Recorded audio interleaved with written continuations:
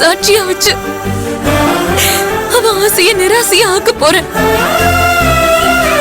கொஞ்ச நாளாவே ஆதியோட பேசாம அவனை வேதனைப்படுத்திட்டு கஷ்டப்படுத்திட்டு இருந்தேன். ஆனாலும் அவனை நேருக்கு நேரா பார்த்து என்ன மறந்துறேன்னு என்னால சொல்ல முடியல. ஏன்னா அவன் முகத்தை பார்த்தாலே நான் கரைஞ்சு போயிடுவேன்னு பயப்படுறேன்.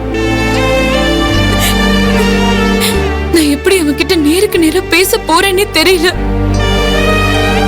ஆனா இன்னைக்கு அந்த கட்டாயம் வந்துருச்சு. ஆதி நல்லா இருக்கணும்னா அவன் கிட்ட சொல்லிதானே ஆகணும். இத்தனை நாள் அம்மாவுக்காக தயங்கிட்டு இருந்தவ நான் அவனை வெறுத்துருவனும்னு பயந்து என்ன கல்யாணம் பண்ணிக்க முடிவெடுத்திருக்கான். ஆனா நான் வேற மாதிரி முடிவெடுத்திருக்கேன்னு அவன் கிட்ட சொல்லணும்.